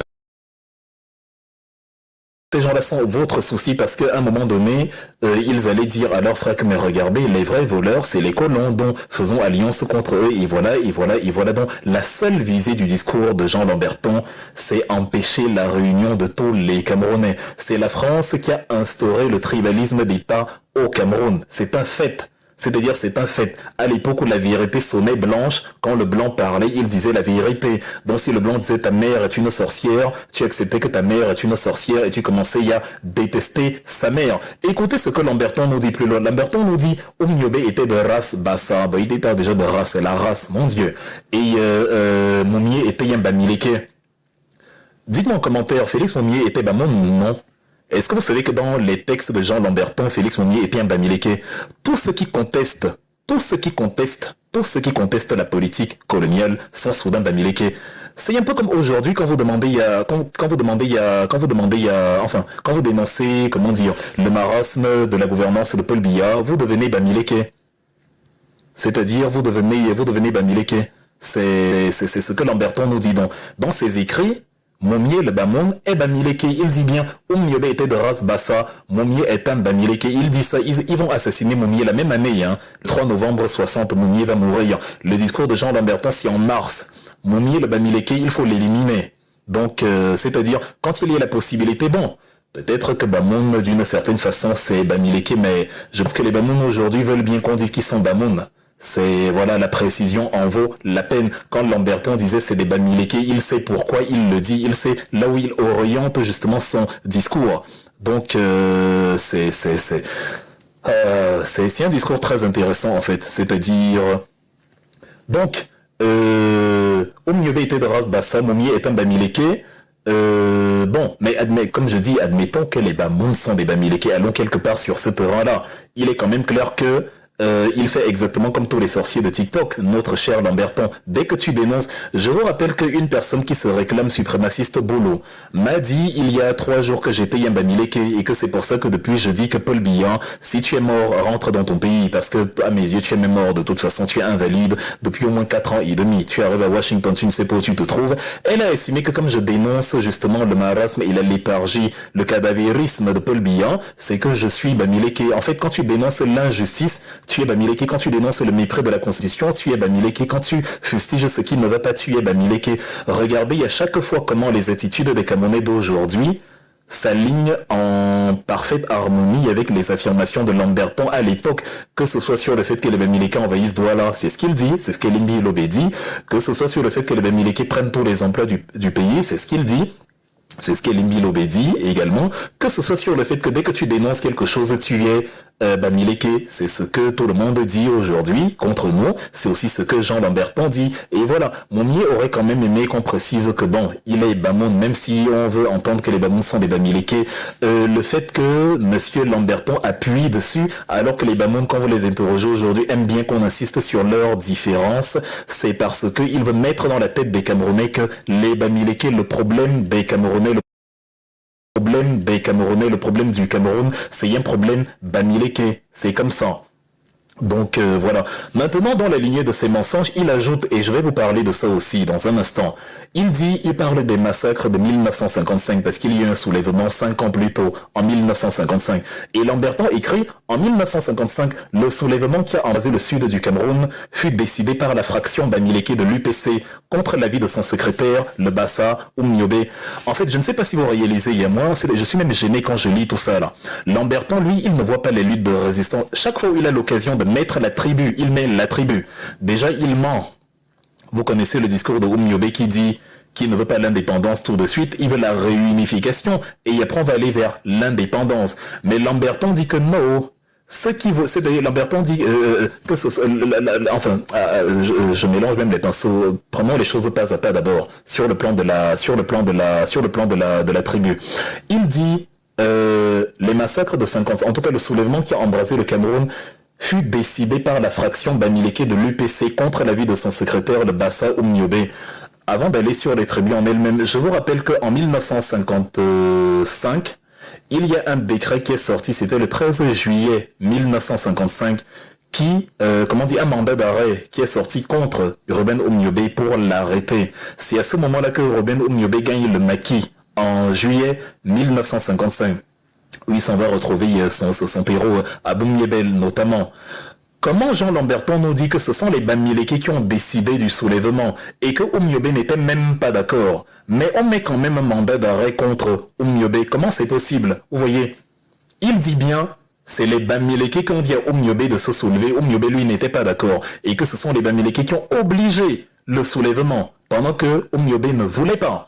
Mais dans ce cas, laissez Oumniobé tranquille, il est innocent. Qu'est-ce qui fait qu'en 1955, le même jour dont justement des soulèvements, la même France de Lamberton, émet un mandat d'arrêt contre Ruben Oumniobé? Ça veut dire que Jean Lamberton est dans le mensonge. Il faut présenter les Bamileke comme un problème tous azimuts, dans tous les secteurs de la société. Il faut trouver un moyen de mettre les Bamileke de c'est eux le problème, c'est eux, c'est-à-dire l'UPC, ce n'était plus une entité de résistants qui combattait pour l'indépendance du Cameroun. Non, c'est les Bamileke qui ont dit à Oumniobé, amène le peuple à se soulever. Oumniobé, lui, ne voulait pas y. Mais donc là, on veut bien prendre Jean Lamberton au mot et dire que ok, tu as raison, on est d'accord avec toi. Oumniobé a été obligé, lui ne voulait pas, c'est les Bamileke qui ont décidé du soulèvement. Comment se justifie dans votre mandat d'arrêt contre Oumniobé? Comment se justifie que vous avez arrêté Oumniobé finalement, vous l'avez exécuté, vous l'avez défiguré, vous l'avez tué de la manière la plus sauvage possible? Or lui, il était contre le soulèvement. Voilà les mensonges de Jean Lamberton. Et voilà. Il ajoute dans les mêmes lignes que la rébellion de la Sanaga maritime qui a été dirigée par Oumniobé a ensanglanté le seul pays Bassa dans l'indifférence complète des Bamileke. Jean Lamberton nous dit que quand on a tué Oumniobé et quand on a sinistré le pays Bassa, les Bamileke, ils étaient contents. Donc il nous explique que Ernest Ouangé, qui lui est Bamileke, a donc repris le flambeau de l'UPC. Or, lui, il était content qu'on assassine ses frères d'armes. C'est que tu essayes de comprendre la logique de quelqu'un, il n'y a pas. Mais c'est voulu, c'est fabriqué. Quand Lamberton s'assoit pour écrire son papier, l'intention, elle est claire. C'est un peu comme la méthode du service de renseignement. Je vais semer la zizanie à l'intérieur de ce peuple. C'est moi, la France, qui ai massacré les militants de l'UPC. Mais plutôt que de dire aux Camerounais que c'est moi le méchant et je m'excuse, moi je m'en vais dire aux Camerounais que bon, quand on tuait les Bassa, les Bamileke étaient indifférents, ils étaient même contents, mais qui tuait? La véritable question, c'est qui tuait dans les Bassa? Ben, c'est ça la question. Lamberton, il est français, c'est la France qui est venue tuer les Bassa. Mais Lamberton vous dit que la France qui est venue tuer les Bassa n'est pas le problème. Le problème, c'est les Bamileke qui se sont réjouis justement de ce sont les Bamileke, enfin les Bamileke se sont réjouis des massacres de l'UPC. C'est incroyable. C'est-à-dire, alors depuis là, je ne fais que prendre des choses qui sont écrites, et je les confronte à l'épreuve des faits. Je dis bien, en 1955, il y a un mandat qui est signé, un mandat d'arrêt contre Ruben Oumniobé, mais pour mettre les Bassa sur le banc des accusés, Monsieur Jean Lamberton dit que même là-bas, le Souleymane de 1955, où ils ont émis un mandat contre Oumniobé, ce n'est pas Oumniobé qui est le fautif. C'est la première fois que j'entends que tu es innocent, mais on veut t'arrêter quand même. On a fait un truc contre ton avis, toi-même tu ne voulais pas, et on sait que tu ne voulais pas, mais on veut quand même t'arrêter, au point tu es obligé de fuir. C'est là que Oumniobé a fui, qu'il a gagné la clandestinité, pour un truc dont Lamberton dit qu'il était innocent, et que ce sont les Bamileke qui l'ont forcé à accepter. Voilà le discours colonial. Voilà le discours colonial. Voilà le discours colonial ourdi par Jean Lamberton. Jean Lamberton. Donc quand la rébellion en Sanaga Maritime a ensanglanté le pays Bassa, les Bamileke étaient indifférents. Comment créer la discorde entre deux peuples? C'est en racontant à l'un de ces deux peuples que quand toi tu te faisais massacrer, l'autre était content, il jubilait. Regardez aujourd'hui comment les Bassa regardent les Bamileke. Ça a très bien fonctionné. C'est-à-dire Bassa Bamileke se regardent en chien de faïence. Les Bassa considèrent que les Bamileke d'une certaine façon ne les ont pas soutenus comme il fallait, les ont accusés de traîtrise et blablabla. Et blablabla, Jean Lamberton avait déjà dit, alors que l'UPC était encore active pendant des décennies, lui il disait déjà que, hey, vous les Bassa, là, sachez que quand on vous a tué il y a 5 ans, mais ça c'est toi la France, les naïfs prennent plutôt le côté tribal en disant que, ah, c'est vrai mince, donc quand nous on a été assassinés, les Bamileke jubilaient, c'est terrible, et vous entrez dans une pièce, vous trouvez un père, une mère et les enfants, je sais pas, vous tuez les enfants, la mère se met à pleurer, le père, je sais pas, le père, il implore que vous le laissiez, vous sortez de la maison, vous avez tué les deux enfants, et à la fin, le père envoie un message à... Que tu sais que quand je tuais les enfants, le père ne pleurait même pas. Au lieu que la mère s'en foute et qu'elle dise que mais il pleure, est-ce que le problème est à ce niveau? Il pleure pas. Le problème c'est toi qui es venu tuer mes enfants. C'est là le problème. Le problème n'est pas qui a pleuré, qui n'a pas pleuré. Le problème c'est qui est venu tuer les enfants. La France vient sinistrer le pays Bassa. Elle vient sinistrer la Sanaga Maritime, elle vient sinistrer le Cameroun, elle vient sinistrer toute la région, la sous-région de la forêt équatoriale, elle vient sinistrer la région des montagnes, elle vient semer la mort et le chaos, mais elle dit quand même que bon, nous, c'est pas si grave que ça, nous qui avons semé le chaos. Le problème, cher Bassa, c'est que les Bamileke étaient indifférents au sort qui vous était réservé. Bon, déjà, c'est faux, puisque l'UPC a après continué, et le dernier grand dirigeant de l'UPC, Siem Bamileke, donc ça démantèle totalement la théorie cafardeuse de Monsieur Lamberton, qui a pour seul but de mettre sur pied justement le tribalisme d'État auquel je fais allusion depuis. C'est un construit colonial depuis les années coloniales. C'est voulu, c'est fabriqué, c'est intentionnel. Bon, je vais encore bloquer quelqu'un. Vous n'allez pas me perdre, vous n'allez pas me perdre, vous n'allez pas me perdre, vous n'allez pas me perdre mon temps. Et comme j'ai dit, la personne qui est pas d'accord avec ce que je dis organise son propre live et confronte les discours de Lamberton au fait. Ce que je viens d'évoquer, les deux paradigmes que je viens d'évoquer, c'est le discours de Jean Lamberton qui est écrit, dont tout le monde peut le lire, il est même gratuit en ligne, hein, où il dit que les Bamileke n'ont pas pleuré quand on tuait les Bassa, et où il dit que Oumniobé était obligé par les Bamileke. Ça, c'est un fait dont je ne donne pas un avis. C'est pour ça que je lis pas vos commentaires. On n'a pas de temps à perdre. De l'autre côté, je dis que on a ordonné l'arrestation de Oumniobé le 13 juillet 55 avec un mandat d'arrêt après les massacres de 1955 et que c'est là-bas qu'il a donc gagné la clandestinité. Et je confronte ça donc le paradoxe du fait que on dit que quelqu'un est innocent, mais on veut quand même l'arrêter. Donc c'est absurde. Et voilà. Donc celui qui n'est pas d'accord, celui qui pense autre chose, qu'il fasse son live avec 520 personnes qui écoutent et qu'ils viennent nous dire ses vérités à lui. Je ne viens pas sur TikTok donner mes opinions. Je viens sur TikTok retracer l'histoire du Cameroun parce que beaucoup d'entre nous ne savons pas, on ne sait pas d'où ça vient, on ne sait pas d'où viennent les problèmes du Cameroun et je ne fais que commencer. Je vous ai dit, on a toute la soirée. On va décortiquer, on va crever l'abcès jusqu'à ce qu'il n'y ait plus rien, jusqu'à ce que tout le pu soit sorti. Donc, voilà. Et donc, déjà, bref. Voilà, ça fait que après les massacres de 55 qui ont créé énormément de consternation, énormément de rancœur envers la France, Lamberton essaye de se dédouaner en disant que non, non, non, non, le problème est ailleurs. Non, non, non, le problème est ailleurs. Le problème, c'est qu'on n'aime pas pleurer quand vous êtes mort, etc., etc. Donc, il montre que les Bamileke ont entraîné les Bassa à la mort et qui n'ont même pas pleuré la mort ensuite. Donc, c'est terrible. Ils trouvent pas que c'est la répression de 55 le problème. Ils trouvent que c'est les résistants le problème. C'est exactement comme vous quand on va marcher. C'est-à-dire, au lieu de vous acharner sur celui qui viole les lois en interdisant les marches, vous vous acharnez sur celui qui a voulu jouir de la loi en allant marcher. On a une loi au Cameroun, la loi de 1990, la loi du 19 décembre 90, enfin un ensemble de lois sur la liberté de réunion et de manifestation, la loi du 19 décembre donc 90. Quand on dit donc qu'il y a une loi qui nous donne l'autorisation de marcher, au lieu que vous preniez acte du fait que ceux qui partent marcher se conforment à la loi, puisque la loi leur donne l'autorisation, vous fâchez contre eux et vous dites que non. Le problème, c'est eux qui sont allés marcher. Ils partaient d'abord marcher. Pourquoi?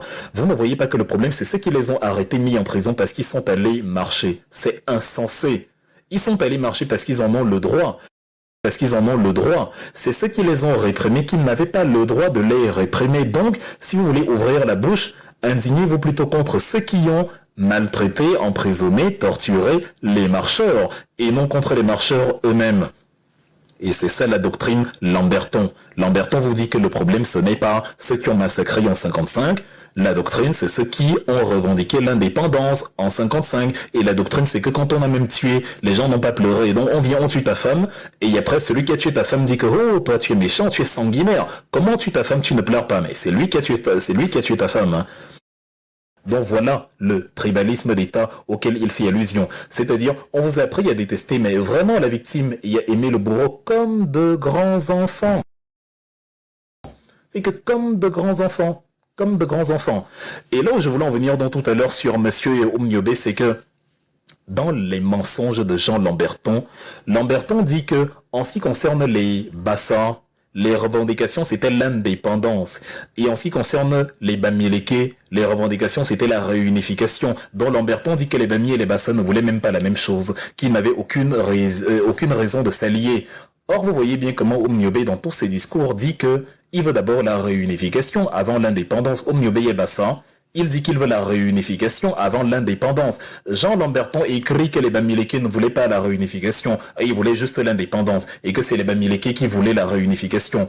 Une avalanche de mensonges, rien que pour discréditer un combat, rien que pour séparer un combat, une structure. C'est le discours nazi par excellence dans l'histoire du Cameroun, le discours de Jean Lamberton. Merci de partager ce live. Vous voyez qu'on apprend énormément de choses ici.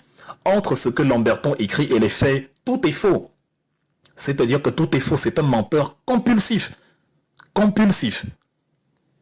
C'est-à-dire, les gens disent, la réunification, pour que tout se passe bien, on réunit d'abord les deux Cameroun, le Cameroun qui est sous tutelle britannique, avec le Cameroun sous tutelle française, et après on va sur l'indépendance immédiatement après. Mais Lamberton dit que non, non, non, non, ce n'est pas la vérité. Les seuls qui voulaient l'indépendance, c'est les Bamileke, les Bassa, enfin c'est les Bassa, les Bamileke, ils voulaient juste la réunification. Voilà ce que lui il dit, voilà ce qu'il propage, il insiste dessus. Tout est mis en œuvre pour créer la zizanie, tout est mis en œuvre pour déstructurer justement c'est-à-dire, alors je vais d'abord bloquer encore quelqu'un.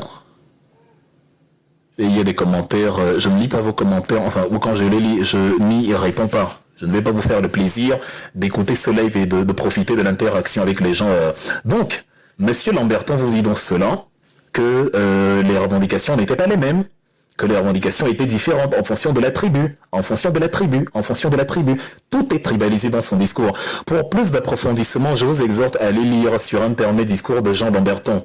C'est-à-dire, je vous ai pris simplement les grandes lignes. Vous allez découvrir des choses qui vont vous sidérer. Tout ce que je vous dis là n'est rien. C'est que si je reprends tout le discours, on ne s'en sortirait pas. Mais vous voyez bien, pendant que tout le monde a entendu comment Oumniobé demande la réunification et après l'indépendance, Lamberton, lui, il nous dit comme si on était sourd, comme si on était aveugle, comme si on avait perdu la tête. Il nous dit que non, les Bassa ne voulaient pas du tout de la réunification. Ils voulaient l'indépendance, voilà. Ils s'en foutaient de la réunification. Maintenant, les Bamileke, ils ne voulaient pas. l'indépendance, il voulait la réunifier. En fait, un discours décousu qui n'a aucun rapport avec la réalité. C'est-à-dire, aucun rapport avec la réalité, mais absolument pas. Donc, voilà. Euh, euh, Est-ce que j'aime encore pris une ligne de son discours? Oui, c'est en fait c'est un peu la lignée, c'est ce que lui il vise. Le souci n'est pas le franc CFA, le souci n'est pas la continuité du colonialisme, non. Le souci, selon Lamberton, c'est ceux qui se battent contre justement le franc CFA qui existe déjà hein, à cette époque-là dans les années 50. Le souci c'est ceux qui se battent contre le néocolonialisme, etc., etc., etc. Donc voilà, le tribalisme d'État, mais vraiment il est fabriqué, il est voulu. Lorsque, parmi les, à l'époque des fameux massacres de mai 1955, les manifestants ont érigé des barricades à Yaoundé notamment, ou quand ils ont bloqué la route Yaoundé-Douala, les manifestants étaient de toutes les tribus, Bamileke, Bassa, ils avaient bien écrit dans les pancartes la réunification, virgule, et ensuite l'indépendance. C'est ce qui a été écrit en 1955. C'est également ce que Omniobé revendiquait dans les mêmes années